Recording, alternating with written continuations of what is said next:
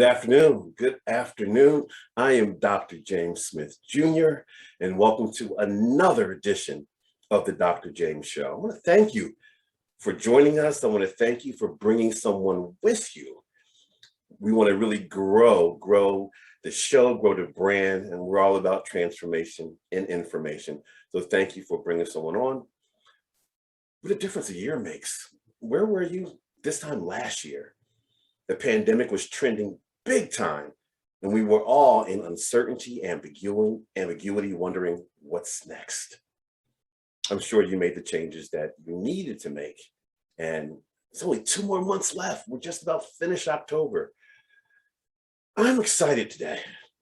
I'm excited particularly because our guest is, wow.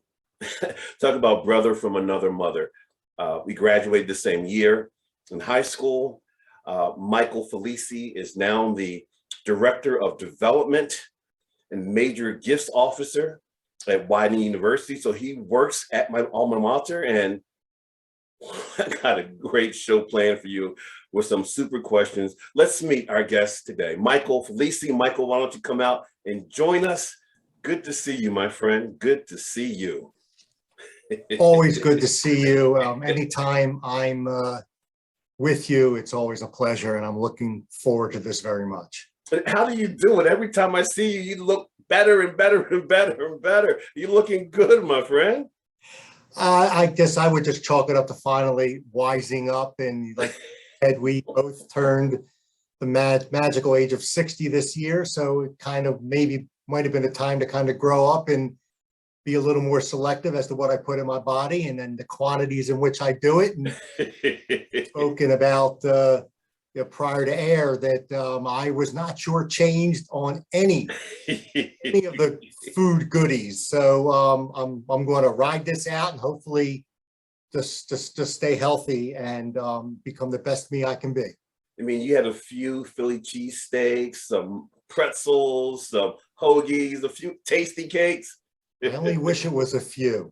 I only wish it was a few. It was far more than a few. Michael, I read somewhere where you said right now you get to use all of your skills. Can you tell a little bit about that? What did you mean when you say right now I'm using all of my skills in my role? Well, at Widener University, I'm a major gift officer, but it's really about engaging graduates. It's about engaging friends and family with the university, and we can talk a lot about that a little more in depth about in terms of sharing your time and your treasure and your talent. And I've always had the ability to write and to be a communicator and to tell a story, and I did that in a sales role, and that's not much of a surprise. Fortunately, a lot of the revenue generated in those sales roles did go to a university, and we could go to universities and we could talk about that. But now when I go to work every day and I think about how I want to help Widener University, that's where those skills are going. So I know that the end result is helping a university program that will also help a young person achieve their dreams and achieve their goals. Many universities, most universities, not all of them, do wonderful work, and they do it in different levels and different tiers. Widener University changes lives, and so many first generation students still to this day, where they come from family backgrounds where they're the first to attend college, the first to graduate college, and to work each day towards making or having people reach those goals. It really, really is satisfying. And it's not always about money. It's about linking someone such as yourself to a current student. That's good. Ask you questions and have that interaction. So again, I kind of get to bring what I like to do and what I'm good at for the end benefit, I think, of a very worthwhile mission. I love it. I love it. Michael, I'm going to put back on the screen a picture campus shot with the pride as well as the logo representing 200-year anniversary. Can you talk a little about each one? Because when I attended Widener, we were the pioneers It's Right. now the Pride. And then we have the 200-year celebration. So can you speak to a little bit about both? Well, in 2021, although that celebration has been somewhat delayed, although it was formally announced a couple weeks back at homecoming, Widener will be celebrating its 200th university. The university has a history unlike any other. It was founded as a Quaker school, and then shortly thereafter became a military college. So try to follow. And it was a Pennsylvania military college until 1972. And there's a long story, and it's a rather interesting one, and it's one of its times where the cadet education was not as popular as it once was. PMC was a family business. The Hyatt family ran it for years up and through the 1930s. Was always a place that operated on a tight margin. And so when there were sea changes in society and sea changes in what the marketplace was seeking in terms of military and cadet education, the university found itself needing to make a change. And in 1972 became Widener College. And I believe by the end of the decade was Widener University. Yes. University that we see today is probably around 40 to 45 years old. There was a couple of years of transition. People tell a funny story that if you graduated from PMC, Pennsylvania College, you received your diploma, and then you received a Widener College diploma when the university took that name, and then received a university diploma. So there are folks, I mean, who have 3 diplomas to show for it. But we're very, very excited about our 200th anniversary and have a number of activities planned. I just sent an email out to a number of the people that I speak to. I think it'll be in your inbox with our bicentennial Yes. web page, and it just give folks an opportunity to tell their stories, tell their history. We're a little behind on all of our activities because of the pandemic, but Widener University, and basically I think we've been at this location for about 140, 150 years. Great history, serving the community, serving Delaware County, serving the Philadelphia region, and we're going to be loud and proud about our 200. Loud and proud. Love it. Love it. Mhm. Michael, I'm sure there's at least somebody out there who wants to know what was the reason for the name change? Pioneers to Pride. I'm very candidly, I don't have great knowledge to that. I do know that there was, I mean, my background, most of it is in intercollegiate athletics, so I'm very familiar with the era in which the nicknames were changed. And we're in the midst of that now, even today, with I think us being a little more sensitive and smart as to how our universities are represented. I'm hesitant to make a guess. I would imagine the pioneer story of, and we'll just use pioneer in the most general of term, probably spoke towards the taking of land and taking of resources that may not have been theirs. That's a guess. Yeah. And pioneers was a nickname that many schools had. Frankfurt High School were the pioneers. That's right. That's right. Up against them. I don't know whether they had changed that name or not. It's the interesting thing about Widener is that we've always been a place about change. I mean, we have a PMC cohort that wishes we were still PMC.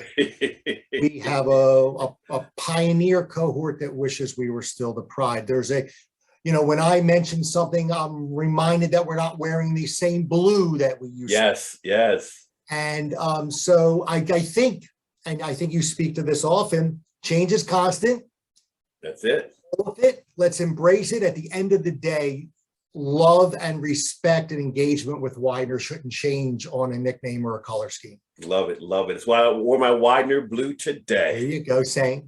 Now, Michael, just a couple weeks ago, you and I were on campus together. It was homecoming. And I particularly was excited about this homecoming because we were honoring the 1981 National Championship football team. Widener beat the University of Dayton in 1981, 17-10. And tell us a little bit about what that Saturday, what that weekend was like for you, and just other homecomings as well. Well, the first thing I want to point out, I see the photos on the screen. The photo with you and I, obviously, is very dear to me. The two other gentlemen, also Derek Crawford with the light blue shirt. Derek is class of 80, had played Widener football through the 1980 season, friendly with most of, if not all, the 81 team. And George Williams was a member of that team, and others. I've known George since he was 14. We met at Central High School. And he's actually a co-reunion committee member with our high school reunion. So to have George there and to have that photo, it will always be special to me. Homecoming was spectacular, and it never hurts to have a great weather day. And Yes. We did. That was so. Michael, hold on 1 second. One second before you go on. That game, I'll never forget. And here's one of the reasons why. Let's take a look. Marino on the punt, and Tom Deary to return it. Yes, that mouth there, number 22. Right into Deary's arms. 22, there he is. He's got two men to beat. Boom! Great block, and now it's a foot race. Deary will score. The 22, bam! Mike, you're smiling. Talk to me. Great moment in Widener University history, Widener athletic history. I've got to tell a story. So 5 years ago, we had the 35th reunion of this team, and we haven't even talked about that. That homecoming was the 40th anniversary reunion of this team, and we can talk about that and all the smiles and all the fun that we had and just seeing everybody. A few years back, we had a 35th, and you know, we weren't under pandemic restrictions. We had an event in a restaurant after the football game, and we had that game on CD. We were playing it up on the big screen, and you guys were great. You were, you know, giving each other grief, giving each other props. You were smiling. You know, you were 21 years old again. But the funniest thing, and I tell this story often, you guys were watching the game like didn't know who won. and when Deary starts to get in the open field, and then you lay out that guy, and then he finishes the run, you're jumping up and down like you saw it for the first time. And it was hysterical, and it was fun, and I spent a lot of time there. I got out of there just in time. That when I see that clip, that's what I think of. And we had almost that entire group back this past Saturday. We honored the team at halftime, brought them out onto the field. The team was able to spend some time together prior at a special tailgate village.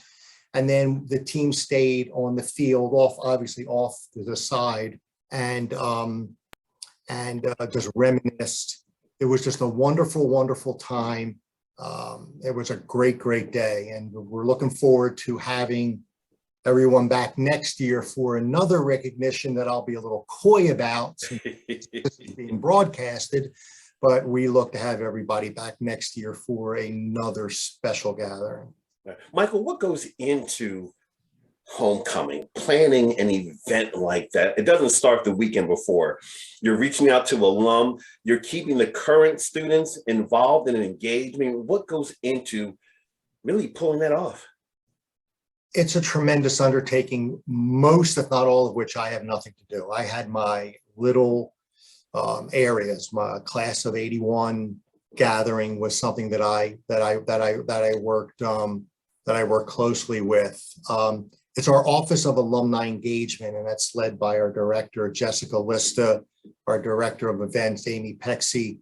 Those two ladies, along with their teams and beyond, you're right, they need to talk to a number of different constituencies. Number one, we need to lay out a footprint. Well, I'll even take a step backwards. I mean, the pandemic adds a layer certainty and a layer of planning that is new to all of us. Sure. So we needed to make sure we were safe, and we needed to make sure that we we made sure that our visitors to campus were aware of our campus rules. So communication, a huge part of that. Then we lay out the footprint, and we had a rather large tailgate area, and it was not just tailgates. There were student groups lined up, so invite student groups to come on out and present and be part of the day. Our different colleges, School of Business, College of Arts and Sciences, Nursing, Engineering, Health and Human Services, all also had presences there.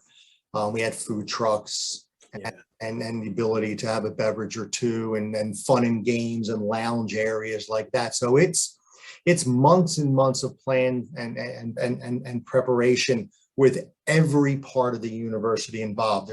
The athletics play such a large piece in this, so the athletic director and his team need to coordinate. They actually handled a lot of the parking needs.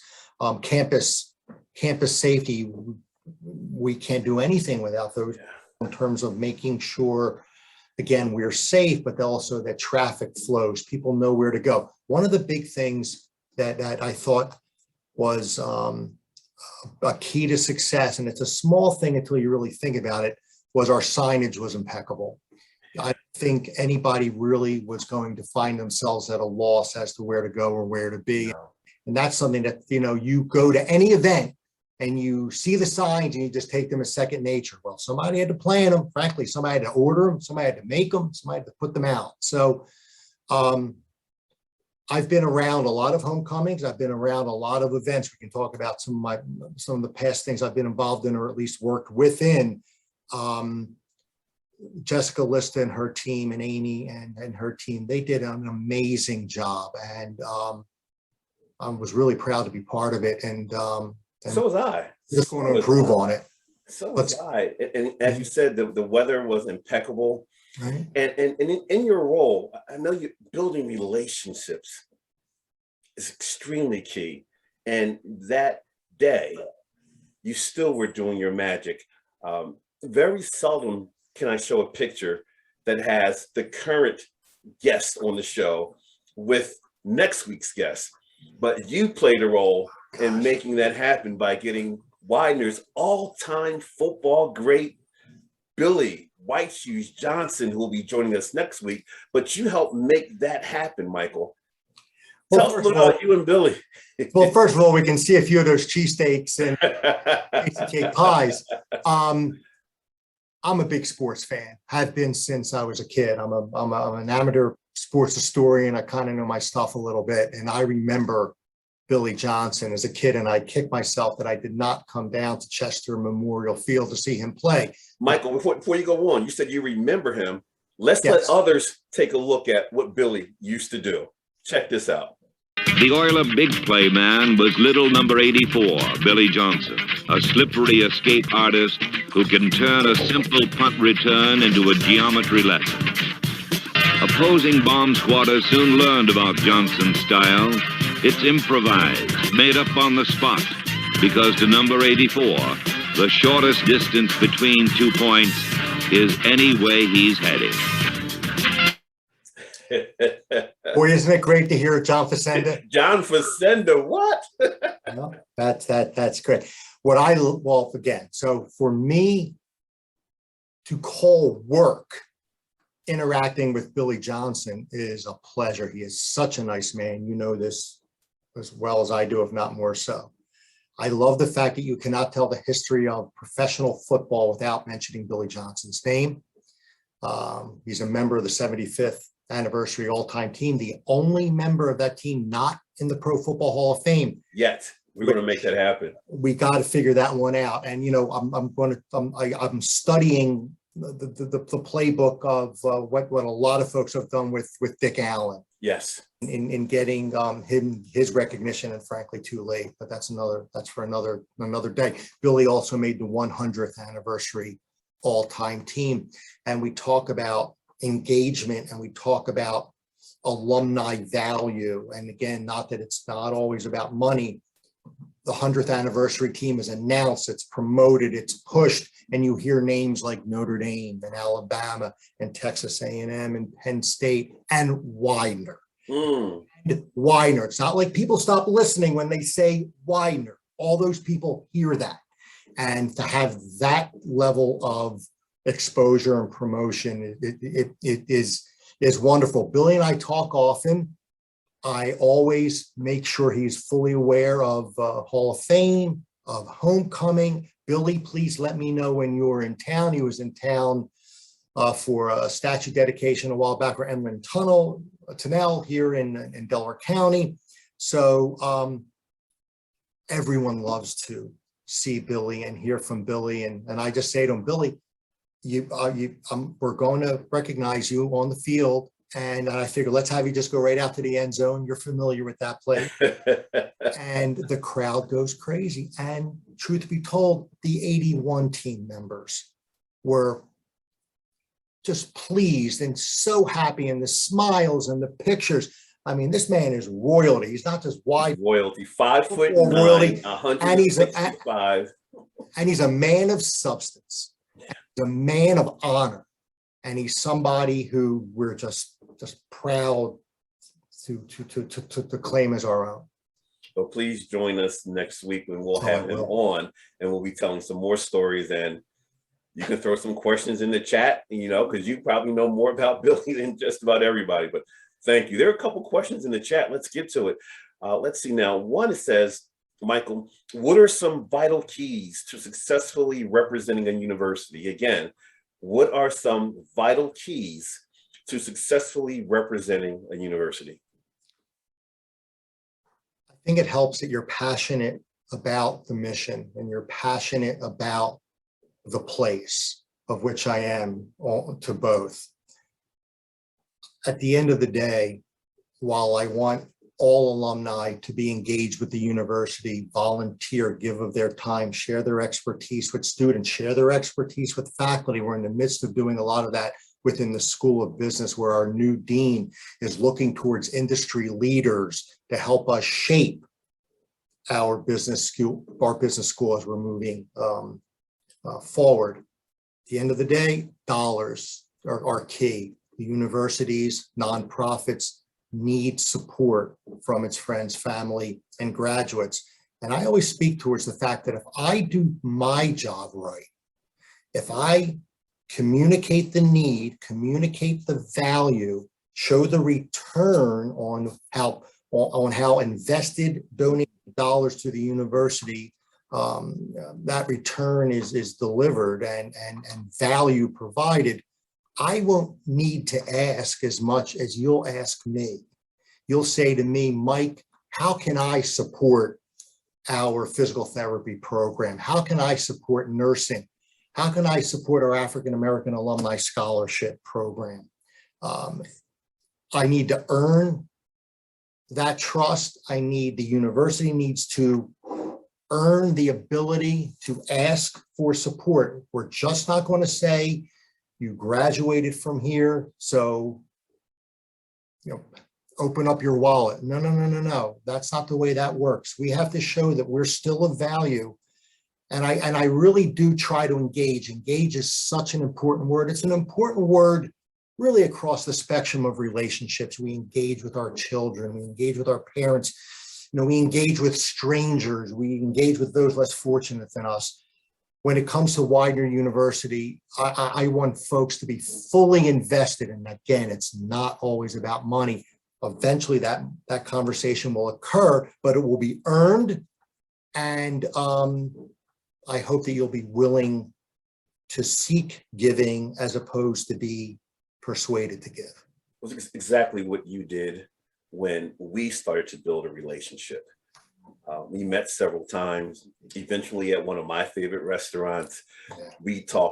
I think we talked sports and life the first few times we met. Mm-hmm. And then after that, we started talking about, getting back to the university, time, effort, ideas, sports, and eventually financial terms or giving back financially. But you got to know me. And then we found out that not only do we have so much in common, we know a lot of the same people. Yeah. I'm going to show a picture here that shows you in 2019. doing what I did too as well, and that was the reunion, our high school reunion, 40 years. There's a picture of you and some of your classmates. You and I were talking during that time. We were doing the same thing as part of the reunion chairs. So talk a little bit about this picture. Well, again, a little bit more of me coming off of shoulder surgery. That's our committee, and George Williams, you saw earlier on the far left, Derek Sharp, Al Taylor, who you know. Yes. Al could ball, and not just basketball, but with football and football. And Al's doing really, really well. I believe he's successful in the insurance business. And Joe Deal, who he and I went to Penn State and were roommates in college. So I've known Joe for 45 years. Did Joe play wide receiver at Central? No, Joe's baseball player, or aspiring baseball player. It's interesting when you look at that group. Joe is the heart of the group, and he tugs on everyone's heartstrings. George is the determinant and the brains, and let's get it done. And Derek and Al and I just kind of fill in the background. The one thing I want to point out about that photo is, I was blessed to go to Central High School for a lot of different reasons. My academic rigor was okay. And I kind of got in through the side door and, hung on by the skin of my. Back then, as you're aware, Philadelphia, you had high schools. There was not a lot of demographic mix in the high schools. And No. At Central, we had that. And you see that here within this group. And the experience at Central, becoming friendly and getting to know people from all over the city and from all different backgrounds. So when we have our reunion, it's a blessed event, and it just represents a lot of different people with different backgrounds, but of course we all have the same background. And that picture makes me smile and also can get me a little choked up. I love those. I love those guys. I came this close to coming to Central in my 10th grade. Man, you should have come. We could have used you. I went to University City for 9th grade, and by 10th grade, I achieved the scores on the California Achievement Test to go, and I was heading there, but I had such a great freshman year at University City, so I decided to stay. But just hearing what you just said and tearing up, who knows? You City Jaguars were the real deal. They were the real deal. Good time, bringing back memories. But then while you were talking just now, you said something about we are Penn State. Another picture. Tell me about what's happening here, my friend. What's happening here with you and your Penn State buddies?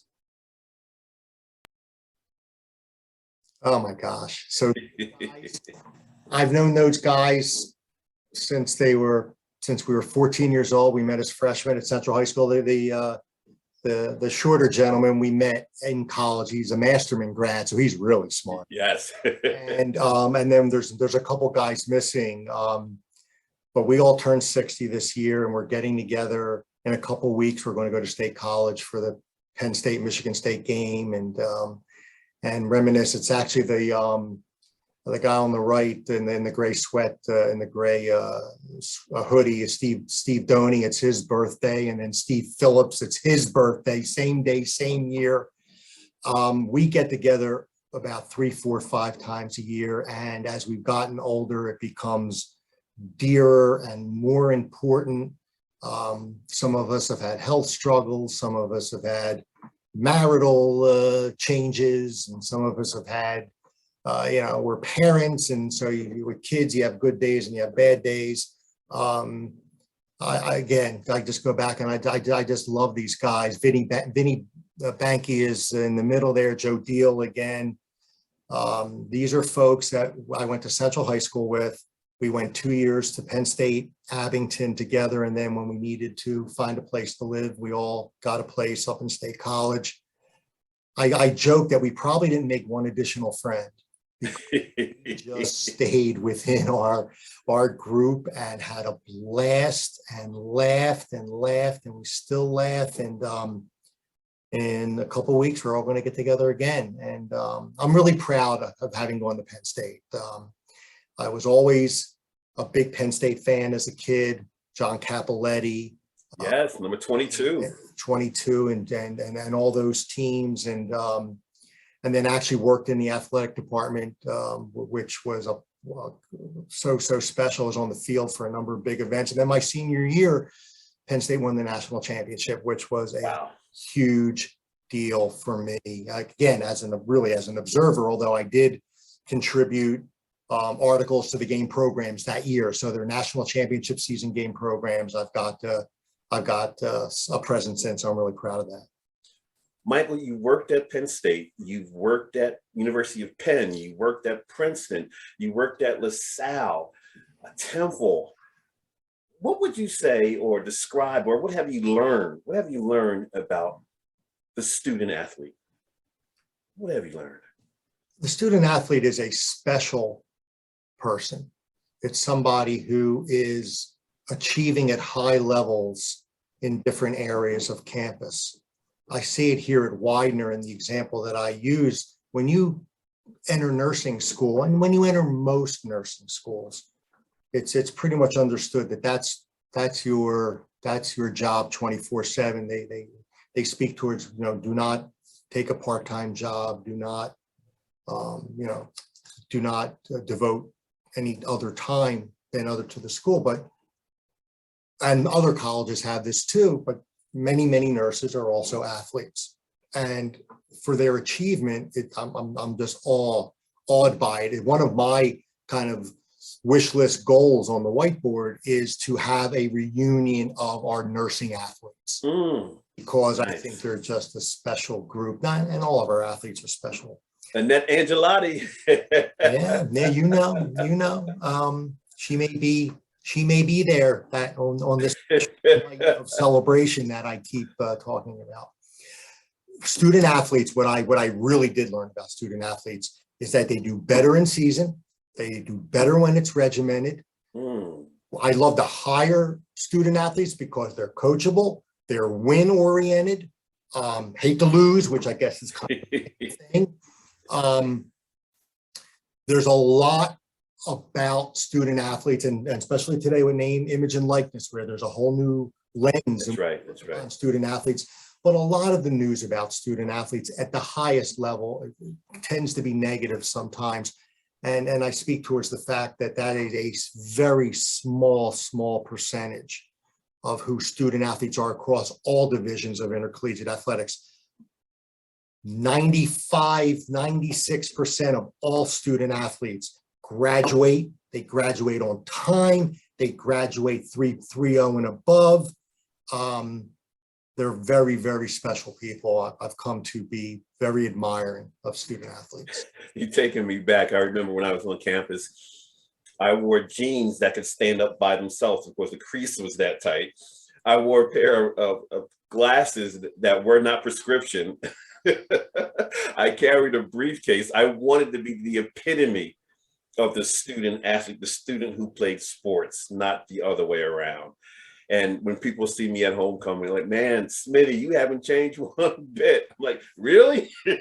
No. You were sharp at homecoming. You looked great. And when you were at Widener, and it's true today, the Division III athlete is the true student athlete. There is no financial aid based on athletic participation.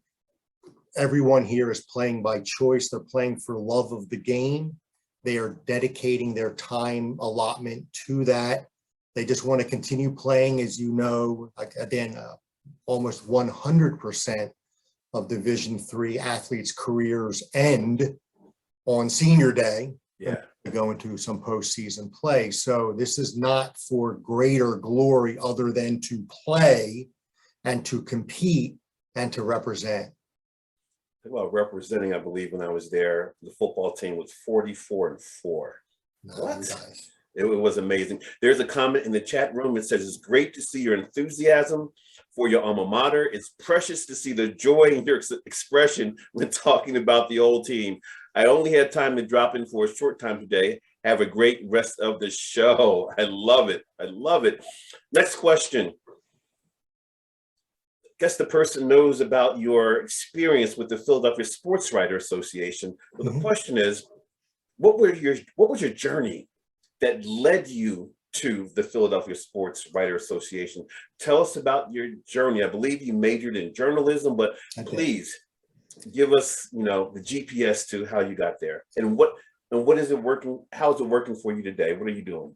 Well, it starts as a 7-year-old looking at the evening bulletin the evening bulletin, yes. The day after the sports writers dinner and the announcing of the most courageous athlete, and just reading the articles, because I did read the sports page at a young age, and seeing the photos and seeing the heroes. And I would love to go to that dinner one day. I would love to go to there. I go, how do you get to go, and who goes? And so I always had this affinity and love for the Philadelphia Sports Writers Association.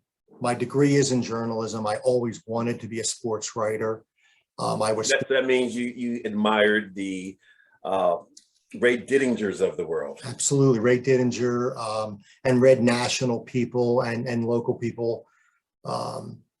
And I was a sports editor, a high school newspaper, high school yearbook, along with my best buddy, Eddie Kania. We agreed that we were just going to be co-sports editors of both. Sure. We're going to compete. We're just going to say, walk in and go, we're doing it. And we did. I wrote for the Daily Collegian at Penn State as a sports reporter and a sports columnist, and then wrote sports for a couple of years for the Burlington County Times, which really, at the time, and the county still does have real high-end high school football. So I covered a lot of good football.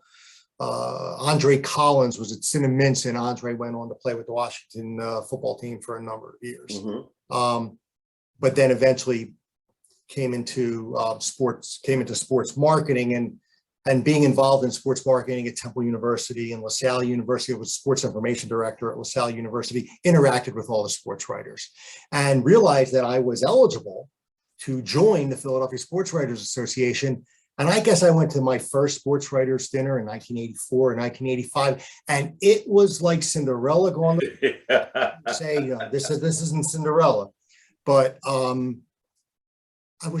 couldn't believe it. It was amazing. And so every year I would go, I would take up the program. I made sure I went to the 100th anniversary. Now, what must be said is I am really not a very active member. There are people who really devote all of their time. And frankly, it's with the changes in media and the changes in newspapers and how news is consumed, the Sports Writers Association is still trying to find its place in, quote, modern media.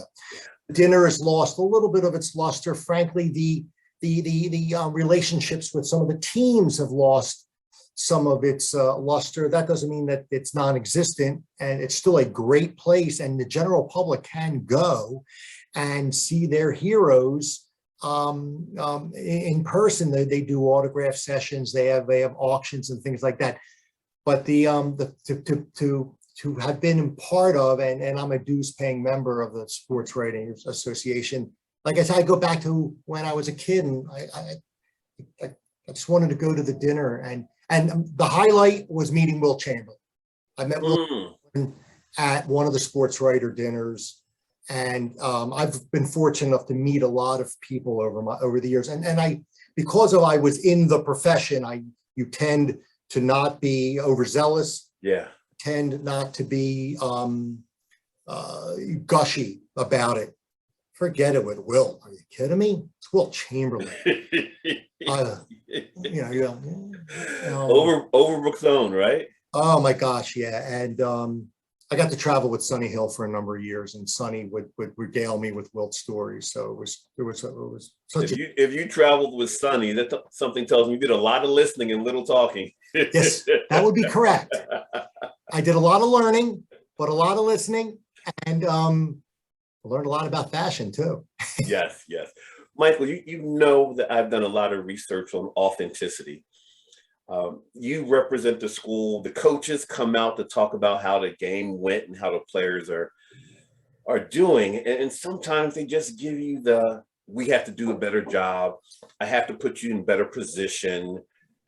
Where does authenticity and sharing one's truth from a coaching standpoint with the student athletes, what are your thoughts about that?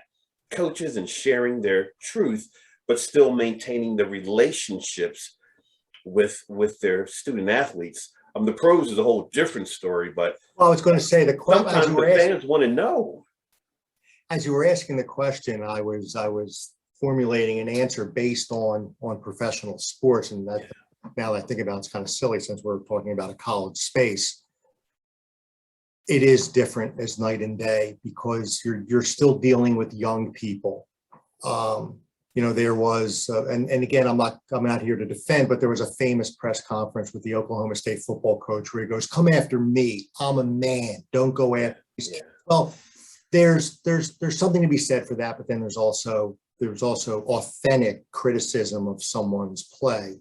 But then there's also criticism I think is out of bounds for someone 21 years or younger. That's going to change with name, image, and likeness. Yes. Now all of a sudden you've entered a different arena, and that's again that's for another conversation. At the college level, I don't have a problem with coaches being protective of their student athletes. As long, I'm sure that any messaging, and you lived it. I did not. You lived it.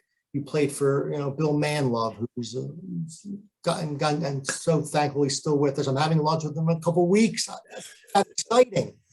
And I'm sure Coach today, as he did in '81, would say, "You missed this assignment, and you missed it, and you probably missed it starting on Tuesday when we were trying to talk to you about it, and blah blah blah, whatever." So I think to not be critical of student athletes in that public forum, I think makes sense, and you keep those things within the locker room. At the professional level, just because I think it's an interesting take, is both for players and for athletes, the media, and we'll put the fans there too, crave authenticity. They want the truth, but dare you speak it? That's it. Because you're going to be criticized. Not every time. And I look at Andy Reid and Bobby Clark even prior as folks who made conscious decisions to never say anything of consequence to the media because there was no upside to it. I remember we have to do a better job. Today's student athletes, though, are speaking up more. I'm reminded about the coach last year who wore a T-shirt that represented, what the students felt was racism. And he apologized for that. Students have been speaking out more about what's happening in our society now. What are your thoughts about that? And what can universities do to better empower or better create a space for safety for their student athletes? Well, I think by its nature, a university, and we'll go beyond the athletic realm for a second, is a place for discourse. It's a place for an idea share. It's a place for conversation. It's a place for differing opinions to be discussed, debated, merited, and then hopefully everyone shakes hands and continues to be respectful for each other. So that also should take place within athletics. However, athletics has always been behind the times with that because of the coach-player, coach-team-player relationship. That has changed dramatically, and it's changed quickly, and will probably, as many things do when they change dramatically and change quickly, probably go a little bit over here and need to kind of come back a little bit. Everyone, and we're doing it right now, everyone has their platform. Everyone has their megaphone. Everyone has their soapbox. So I would imagine, and I don't know this firsthand because I haven't been in locker rooms as much as I have been in the past, I'm sure there's conversation about Twitter policies and Instagram policies and Facebook policies and what you post and what photographs you're taking.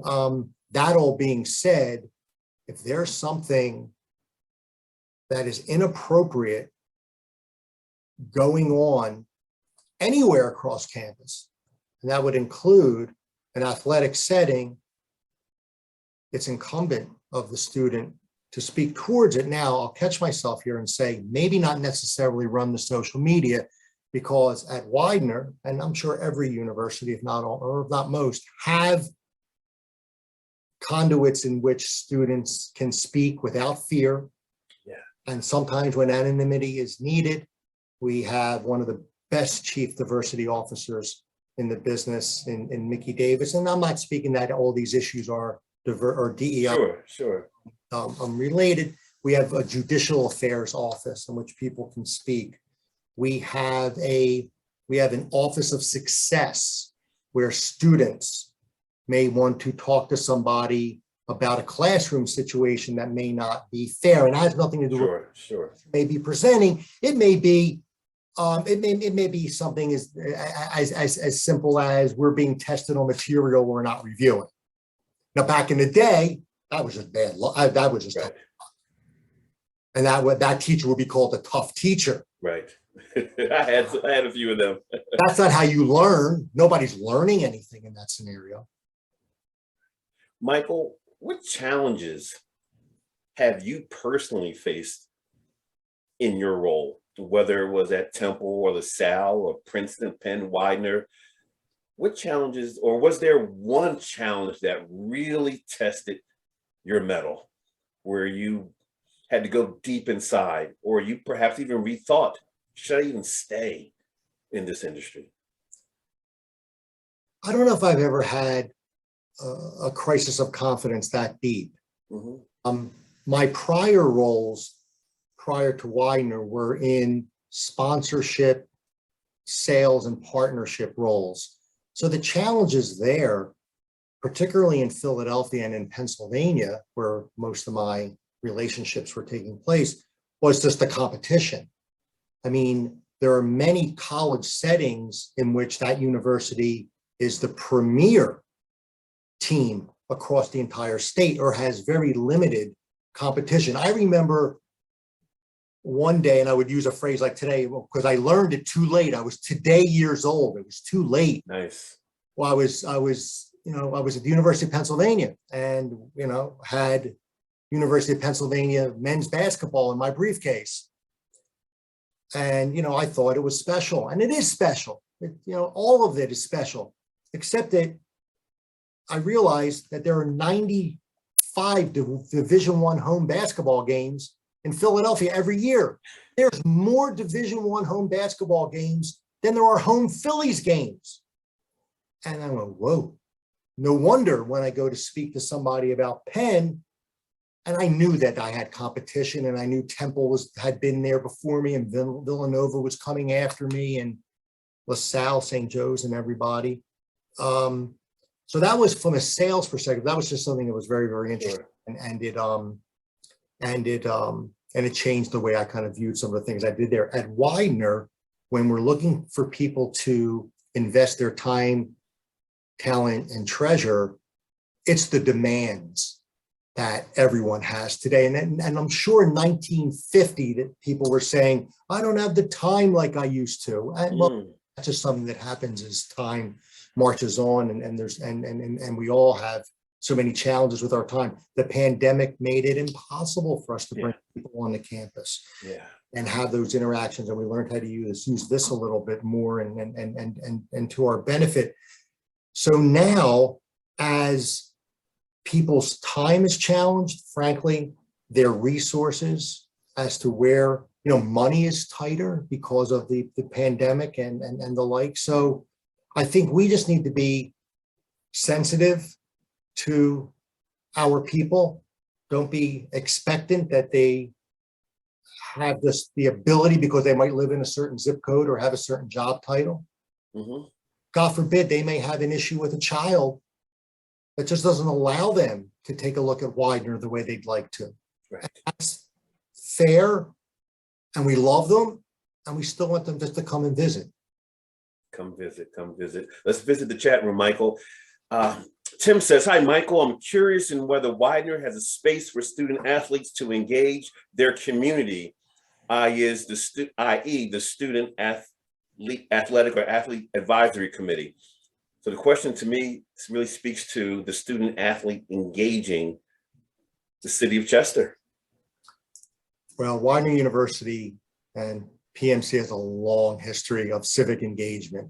We have an Office of Civic Engagement that provides the more formal relationships with the university. However, our students, I couldn't tell you the number. My daughter actually participated in one of the programs.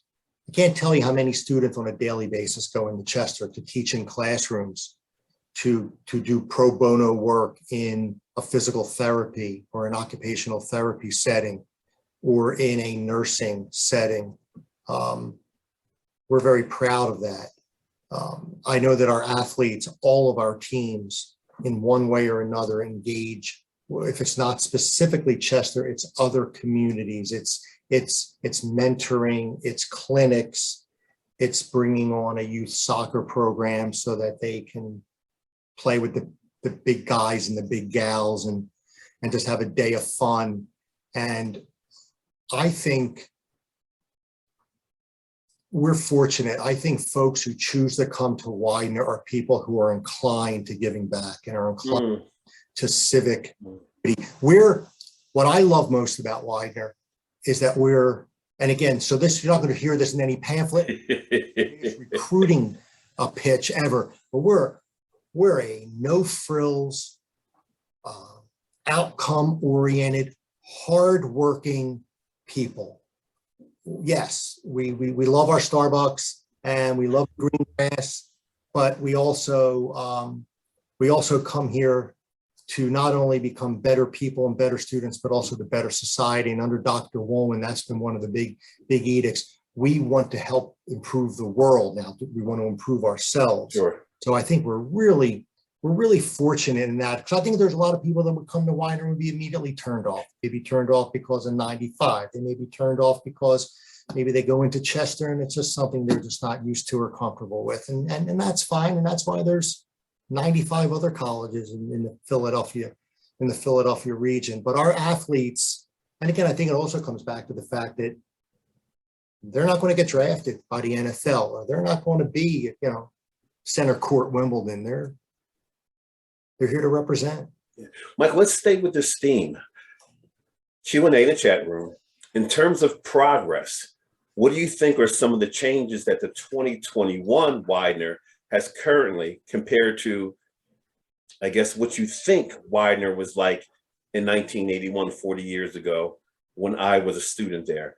So I guess the question is, Widener today compared to Widener 40 years ago. Now, of course, you weren't there. You were at Penn State.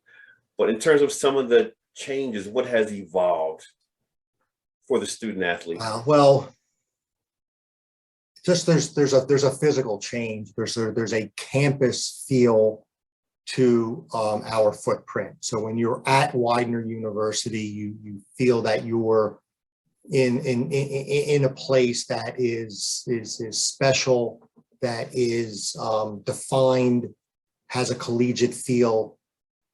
The number of buildings, the way that the footprint has been laid out, we've tried to do some things to make even our through streets a little safer in that regard. So so the place looks different. Michael, not only does it look different physically, but from a diversity standpoint, Widener was challenging for me.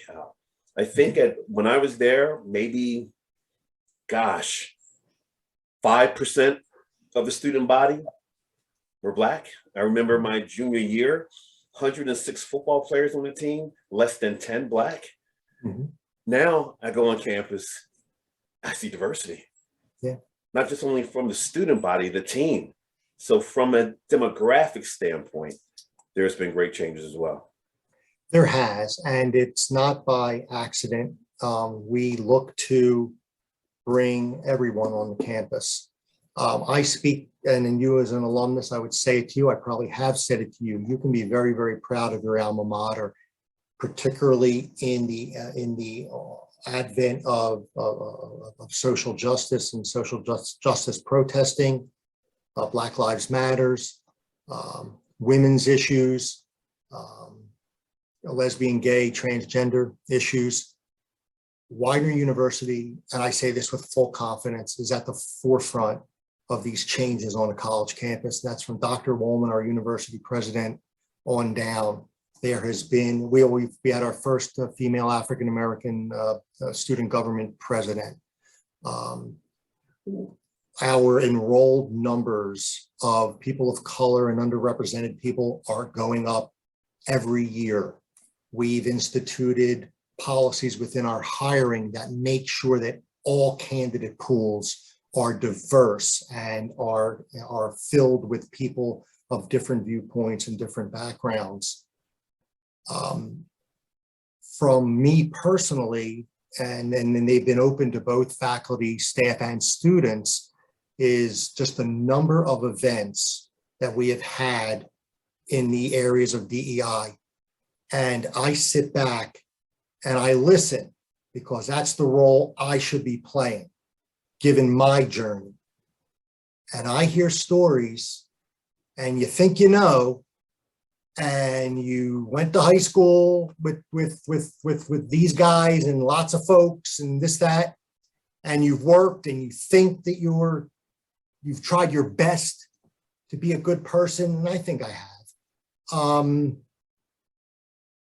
You hear stories that are like kicks to the gut and to the face, and I leave them changed and I leave them shaken.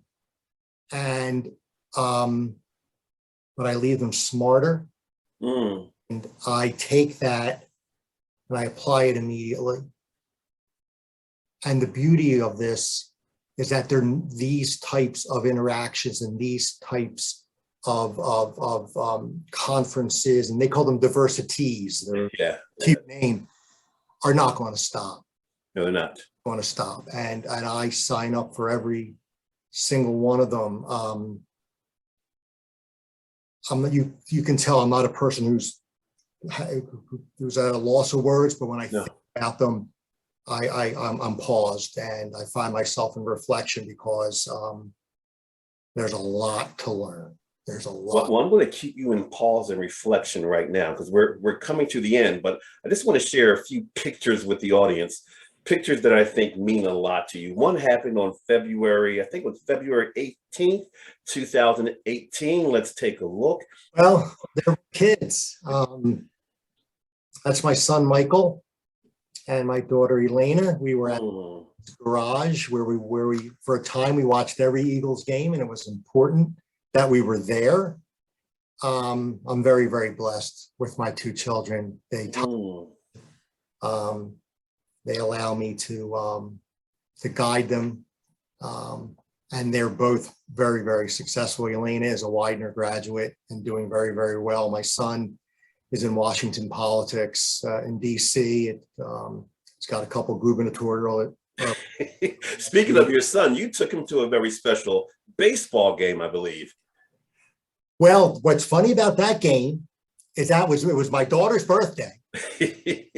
And again, geez, back then that was when I dropped a couple pounds back then. But we were at the Holiday no-hitter. We were at the no-hitter against the Reds, game 1 NLDS. We had great seats. We're up in one of the suites, and we knew it was going to be a special day. First inning, foul ball comes into the box, and it's caught by a nun. And we said, this is going to be a great game. And then I had tickets to a game at the Vet in which Millwood pitched a no-hitter, and I gave them a neighbor. Always wanted to go to a no-hitter, and I gave them to my neighbor because I probably wanted to go to the beach. And then to see a no-hitter and to see that no-hitter, Mike and I were lucky. We were in Giant Stadium when Deshaun ran it back, Yankee Stadium when A-Rod hit his 500th home run, and then another one. I was part of the working crew at the Spectrum, and my assignment was the Kentucky locker room for Duke. Yes, Christian Laettner shot. So I've been really, really lucky. But that night, that was great. Talk about lucky. I believe next year you're getting married. I'm getting married on June 25th, 2020. Let's take a look. We're supposed to get married in 2020, and the pandemic caused that. Oh my gosh, there is my beautiful, wonderful smart. Hey, Kim Wint. She is amazing. She saved my life. I am blessed beyond words. Now I get emotional. Blessed beyond words. I feel it. I feel we call that Kim came into my life. You see, we're not your kid bride and groom, although she looks like a kid. So a lot of our folks coming to the wedding are older, and so we want it to be safe, but we also want people out on the dance floor. So we're going to do that on June 25th, 2022. I need legal standing. I'm too easy to get her. She's going to wise up one day. I need legal standing. Wising up, Michael. We're at the 1 o'clock mark. We always end the show with our guests doing a mini keynote. We ask them usually 30 seconds or less. Since we're at that mark, I'm going to say 15 seconds for you. Any parting words that you have for the audience, things for them to consider, finishing off the year, or just in general, life related. And get the mic ready for you. So Michael Felici, mini keynote, 15 seconds. Share some thoughts. There's an old adage that if you love what you do, you never work a day in your life. Now, at the end of the day, even if you love what you do, you still have to work hard. But I believe you need to be passionate about what you do. And it may not be anything that is just, fully joyful, but you just got to really be all in, and success will follow you. You'll never have to reach for it. I say that to my children, and I know I'm beyond 15. I say that to my children. I go, give a passion, first in, last out. Treat it as if you were your own. The success will find you. You won't have to search for it. Mic drop. No pun intended. Michael, thank you so much for making time. Widener alum, Widener faculty, Widener professional now. Thank you for bringing your thoughts, your wisdom, your tools with us. And for the Dr. James Show viewers, we'll see you again next week. Bring somebody with you. And as I always say, you've just been Gym-Pacted.